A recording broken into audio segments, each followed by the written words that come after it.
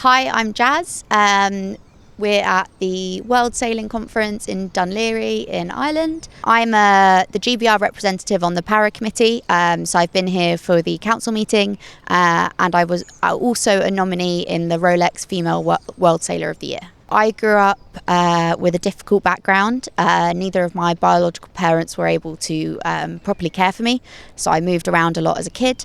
I was lucky enough to find sailing when I was 13, and pretty much from the first moment I stepped foot in the boat, I was just instantly hooked and essentially just haven't stopped since.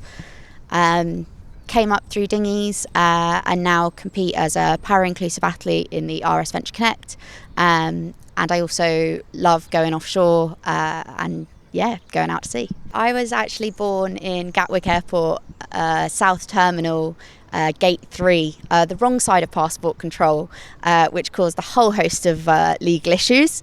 But my birthplace is technically Brighton now. Came up through the traditional youth pathway, started in toppers, moved on to laser 4.7s, never got big enough to transition into the radial, but aged out.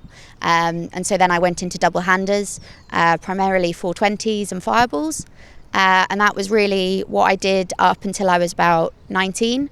My disability is a genetic progressive condition. So although I've had it since birth, I essentially grew up able-bodied. So was competing in normal, unadapted dinghies until I was 19. When I was 19, I was no longer able to continue, and that's when I transitioned into the para pathway. So I started out in the 2.4 MR, which is a single-handed keel boat, and then I've recently transitioned into the RS Venture Connect as a double-handed, and have been competing in that for since 2022 now. In December 2023, I got given a terminal diagnosis, and the doctors estimated I had 6 months to live. I decided if I only had 6 months to live, what was the one dream I still wanted to chase? The obvious answer to me was to sail around the world. However, when I announced that over the dining table to my foster parents, they weren't too pleased. So they asked if I could come up with a more realistic challenge. And so that's where going around the UK and Ireland was born. Fear, my boat, is an Albin Vega, so a 27-foot Swedish designed offshore cruiser. And she was actually named Fear for two reasons. The first being that it stands for Face Everything and Rise, which comes from one of my favourite quotes, that life gives you two choices. You can forget everything and run, or face everything and rise. It felt fitting to call her Fear, given that the whole idea was born from a terminal diagnosis. The other reason she very much picked her name was because in the delivery back, we left Gosport at 3 a.m, drifted down Portsmouth Harbour because my engine decided to blow up. And in the middle of the night or morning, with no nav lights because they broke as soon as we set off, drifting down Portsmouth Channel under no engine towards a ferry. So basically she scared the hell out of me from the get-go. My circumnavigation of the UK and Ireland, I set off from Brighton, travelled west down past Cornwall, around the outside of Ireland, top of Shetlands, and then back down the east coast. Unfortunately, day 26 would be the hardest moment of the whole trip. It's the bit everybody wants to know about and the bit I would much rather forget.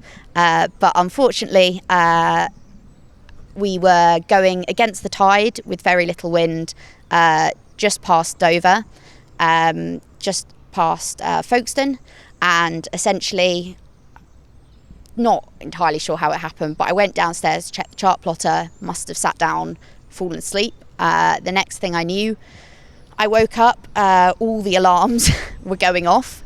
I looked up at the chart plotter to see that I was in less than 1 metre of water, threw myself up the companionway to look up, see a cliff, and then as I threw the rudder over was the moment the keel hit.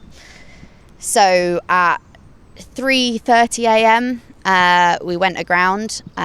Luckily, it was ideal conditions, if there is ideal conditions to go aground, because it was a very spring massive tide, so very fast moving, and very little wind. So we were left high and dry almost immediately.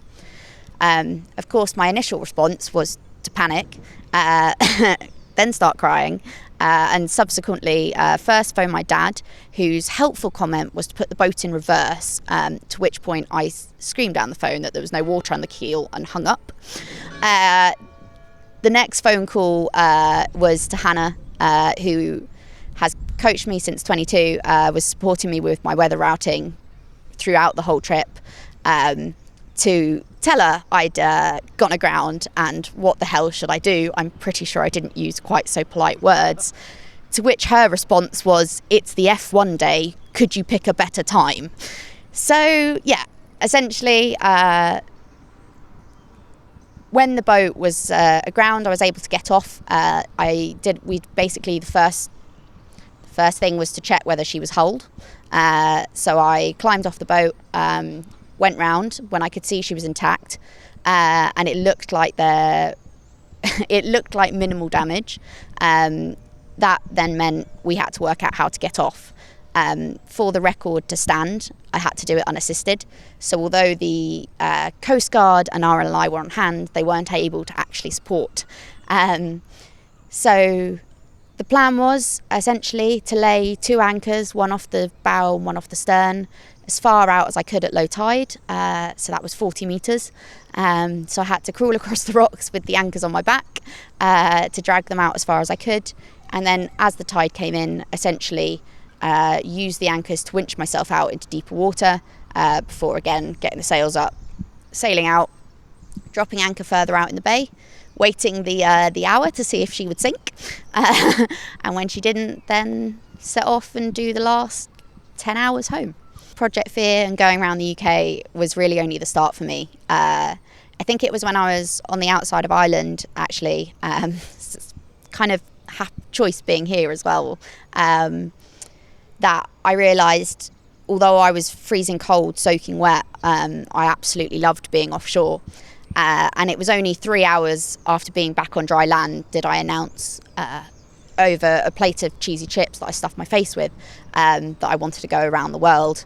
And my foster dad had really hoped it had put me off. Unfortunately, that's not the case. And so now I have entered WorldStar, which is a non-stop unassisted round the world race that's run by the Royal Western Yacht Club and starts from Plymouth in September 2026. So I have just acquired a boat, and now I'm very much in the phase of figuring out how to get myself to the start line and then hopefully set the record as the first female disabled person to circumnavigate the globe.